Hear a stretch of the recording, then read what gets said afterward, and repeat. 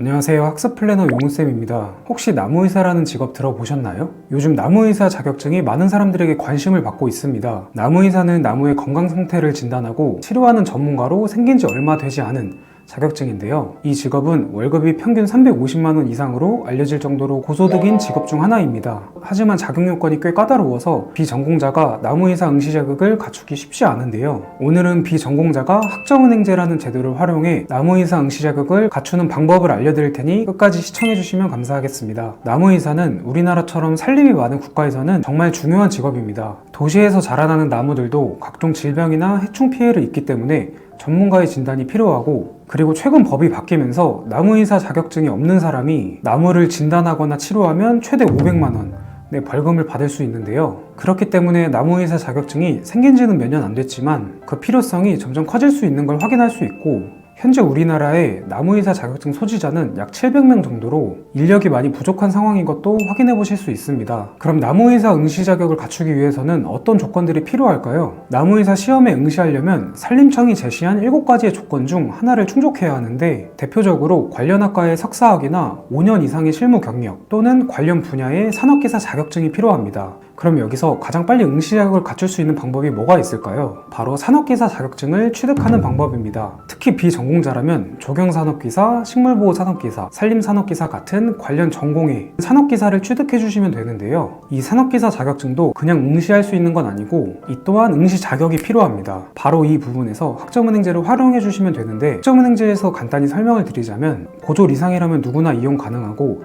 원하는 과목을 수강해서 필요한 학점을 취득할 수 있는 제도입니다. 과목당 비용이 상대적으로 저렴하고 수업은 모두 온라인으로 진행이 돼서 시간과 장소에 구애받지 않고 공부할 수 있다는 점이 가장 큰 장점인데요. 그렇다면 비전공자는 보통 산업기사 응시 자격을 갖추기 위해 41학점을 취득해야 하니 학점은행제 과정을 통해 이 학점을 취득해준다고 생각해 주시면 되겠습니다. 학점은행제로 41학점을 취득하는 건 어렵지 않습니다. 수목학이나 생태학 등 나무의사 시험과 관련된 과목들을 이수하면서 필요한 학점을 쌓으면 되는데요. 수업은 대부분 온라인으로 진행이 되고 시험과 과제도 모두 온라인으로 진행이 되기 때문에 직장인분들도 쉽게 병행할 수 있습니다. 특히 나무의사 응시 자격에 필요한 식물보호 산업기사는 산업기사 자격 중에도 가장 난이도가 낮은 편이라 비전공자에게 가장 적합해 추천드리고 있습니다. 최종 학력이나 보유 중인 자격증에 따라 소요기간이 달라 명확하게는 말씀 못 드리겠지만, 만약 수업으로만 듣게 된다면 한 학기에 들을 수 있는 학점이 24학점으로 제한되어 있어 2학기가 걸리지만, 학점은행제에서는 수업 외에도 학점으로 인정되는 자격증이나 독학사 등을 병행한다면 기간을 단축할 수 있으니 본인의 상황에 따라서 기간을 단축하거나